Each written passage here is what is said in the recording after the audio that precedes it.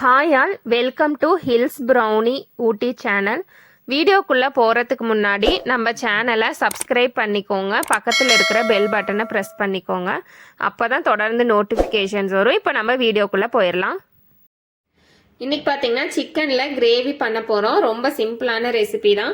அதுக்கு பார்த்தீங்கன்னா சிக்கன் வந்து க்ளீன் பண்ணி எடுத்து வச்சுருக்கேன். இந்த மாதிரி தண்ணியில் போட்டு வச்சுருக்கிறேன். அதாவது வறுத்துட்டு மசால் வந்து வறுத்துட்டு அதுக்கப்புறம் தான் நம்ம வந்து சிக்கன் குழம்பு வந்து நம்ம வந்து தாளிச்சு விட போகிறோம். அதுக்கு பார்த்தீங்கன்னா வறுக்கிறதுக்கு ஒரு 10 போல் ஒரு சின்ன வெங்காயம் வந்து எடுத்து வச்சுருக்கேன்.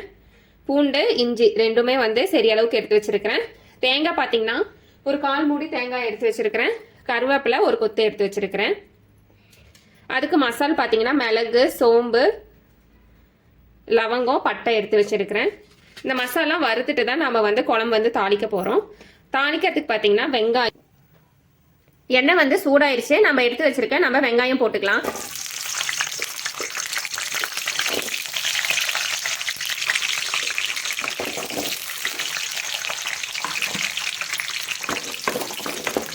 வெங்காயம் போட்டு நல்லா ஒரு நிமிஷத்துக்கு நல்லா கலந்து விட்டுருங்க.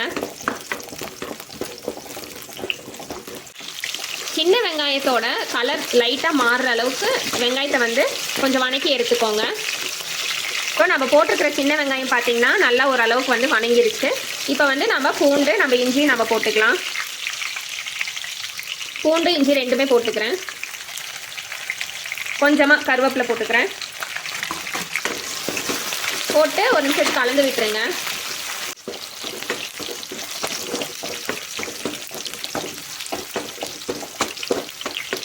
நம்ம போட்டிருக்க பூண்டு, வெங்காயம், இஞ்சி எல்லாமே கருவேப்பிலை எல்லாமே பார்த்தீங்கன்னா ஓரளவுக்கு நம்மளுக்கு வணங்கிடுச்சு.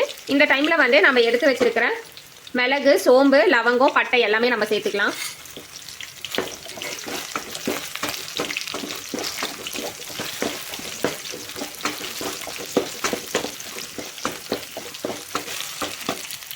இப்போ நம்ம எடுத்து வச்சிருக்கிற தேங்காய் துருவலும் நம்ம போட்டுக்கலாம். தேங்காய் துருவல் போட்டு நம்ம ரொம்ப நேரம் வணக்கணும் அப்படின்ற அவசியம் கிடையாது.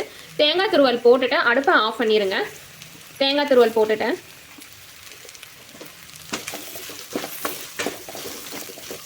எண்ணெயிலே ஒரு நிமிஷத்துக்கு நான் வறுத்து விட்டுக்கிறேன் தேங்காயை.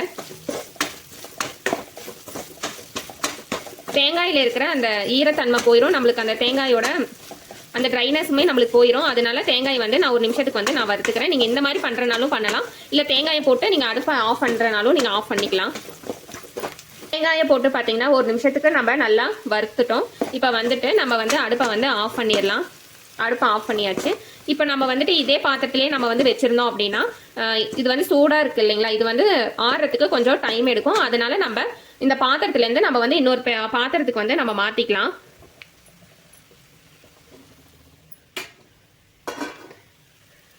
இன்னொரு பாத்திரத்துக்கு மாற்றிக்கலாம். அப்போ நம்மளுக்கு கொஞ்சம் சீக்கிரம் ஆறிடும்.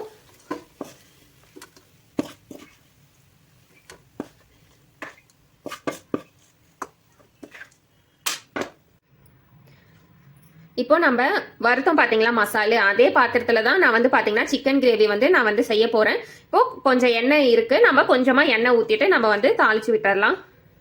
எண்ணெய் வந்து ஊற்றியாச்சு. எண்ணெய் சூடாயிருட்டும்.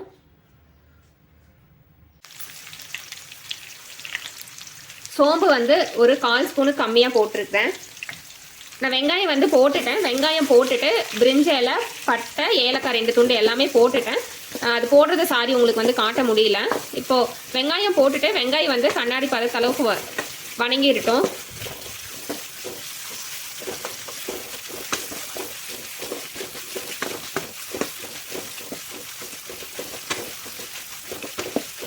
வெங்காயம் வந்து நல்லா அந்த கண்ணாடி பதத்த அளவுக்கு வணக்கிக்கோங்க. நீங்கள் வந்து இந்த பிரிஞ்சி இலை, பட்டை, ஏலக்காய்லாம் போட்டிங்கன்னா நம்மளுக்கு வந்து அந்த கிரேவிக்கு வந்து நம்மளுக்கு நல்லாயிருக்கும், வாசம் நல்லாயிருக்கும். நான் அதுக்காக நான் போட்டிருக்கிறேன். அப்படி இல்லை அப்படின்னா நீங்கள் சோம்பு மட்டும் போட்டுட்டு வெங்காயம் போட்டுக்கலாம். வெங்காயம் பார்த்தீங்கன்னா நல்லா வந்து கலர் மாறிடுச்சு பாருங்கள். நல்லா ப்ரௌன் கலர் ஆயிடுச்சு. போதும்.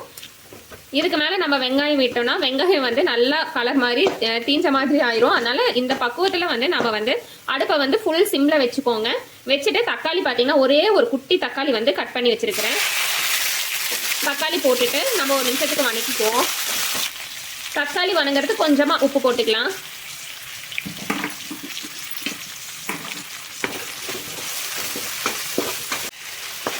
தக்காளி பார்த்தீங்கன்னா நம்மளுக்கு நல்லா வணங்கிருச்சு. இப்போ நம்ம எடுத்து சிக்கன் வந்து க்ளீன் பண்ணி எடுத்து வச்சுருக்கோம் பார்த்தீங்களா, அந்த சிக்கன் வந்து நம்ம வந்து போட்டுக்கலாம். அடுப்பை வந்து நான் சிம்மில் வச்சுட்டு நான் சிக்கன் போட்டுக்கிறேன். சிக்கன் போட்டுக்கலாம்.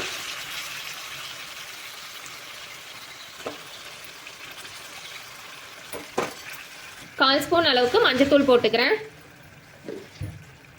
உப்பு இப்போ வந்து சிக்கனுக்கு வந்து எவ்வளோ தேவையோ அந்த அளவுக்கு நான் உப்பு போட்டிருக்கிறேன். உங்களுக்கு வந்து உப்பு எவ்வளோ தேவையோ அதுக்கேற்ற மாதிரி நீங்கள் பார்த்து போட்டுக்கலாம். உப்பும் மஞ்சத்தூளும் நம்ம போட்டதுக்கப்புறம் நம்ம வந்து ஒரு நிமிஷத்துக்கு நம்ம கலந்து விட்டுருவோம். அடுப்பை பார்த்தீங்கன்னா நான் சிம்மில் வச்சுட்டு தான் நான் கலர்றேன். கலந்ததுக்கப்புறம் நம்ம வந்து ஃபாஸ்ட்டாக வச்சுக்குவோம்.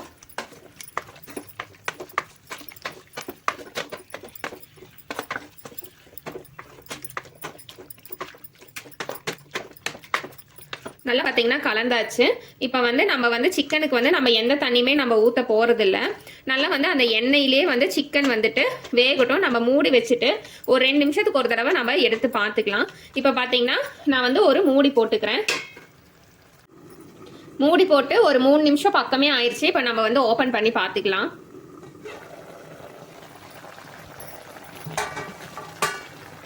நான் சிக்கன் சேர்க்குறப்ப பார்த்தீங்கன்னா எந்த தண்ணியுமே நான் வந்து ஊற்றவே இல்லை. இப்போ பாருங்கள், சிக்கன்லேருந்தே அந்த தண்ணி வந்து நம்மளுக்கு நல்லா வந்திருக்கு.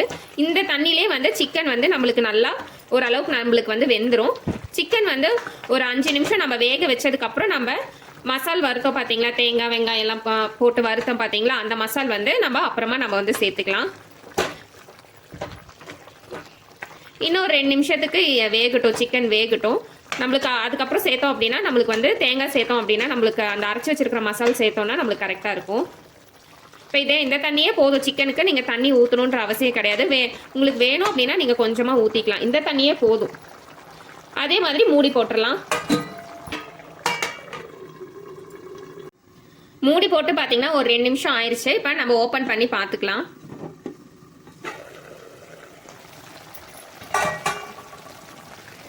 சிக்கன் பார்த்தீங்கன்னா நம்மளுக்கு வந்து ஓரளவுக்கு நம்மளுக்கு வெந்துருச்சு. நம்ம சிக்கன் எடுத்து நம்ம நசுக்கி பார்க்குறப்பவே நம்மளுக்கு தெரியும். பாருங்கள், சிக்கன் வந்து நல்லாவே வெந்துருச்சு. இப்போ வந்து நம்ம வந்து மசால் வறுத்து வச்சுருந்தோம் பார்த்தீங்களா, அதை வந்து நான் அரைச்சிட்டேன். அடுப்பை வந்து சிம்மில் வச்சுட்டு இப்போ அரைச்ச மசால் வந்து நம்ம சேர்த்துக்கலாம். மிக்ஸி ஜாரை கழுவி நம்ம வந்து தண்ணியும் கொஞ்சம் நம்ம சேர்த்துக்கலாம். நம்மளுக்கு எந்த அளவுக்கு உங்களுக்கு வந்து கிரேவி வந்து தண்ணி எவ்வளோ உங்களுக்கு தேவையோ அந்த அளவுக்கு நீங்கள் வந்து தண்ணி நீங்கள் வந்து சேர்த்திக்கலாம். ரொம்ப தண்ணி சேர்த்துட்டீங்க அப்படின்னாலும் நம்மளுக்கு கிரேவி வந்து கெட்டியான பதத்தில் இல்லாமல் ரொம்ப தண்ணியாக இருக்கிற மாதிரி இருக்கும். அதனால தண்ணி அளவெல்லாம் கொஞ்சம் பார்த்துட்டு சேர்த்துக்கோங்க. இப்போ வந்து ஜார் கழுவி கொஞ்சமாக தண்ணி சேர்த்துக்கலாம். பார்த்தீங்கன்னா ஜார் கழுவிட்டேன். அதே தண்ணியே நான் சேர்த்துக்கிறேன். நம்ம மசாலா அரைச்சி வச்சோம் பார்த்தீங்களா, அந்த தண்ணியே தான் நான் சேர்த்துக்கிறேன். டைமில் உங்களுக்கு காரத்துக்கு மிளகாத்தூள், குழம்பு தூள் எது வேணுமோ நீங்கள் வந்து அது வந்து நீங்கள் சேர்த்துக்கலாம். பாருங்கள், நம்மளுக்கு தண்ணி கொஞ்சம் ஊற்றியுமே நம்மளுக்கு வந்து கிரேவி வந்து கொஞ்சம் நல்லாவே திக்காக இருக்குது. இன்னும் வந்து நம்ம கொஞ்சம் தண்ணி சேர்த்துக்கலாம். அப்போ நம்மளுக்கு கரெக்டாக இருக்கும். இன்னும் கொஞ்சம் தண்ணி சேர்த்துக்கிறேன்.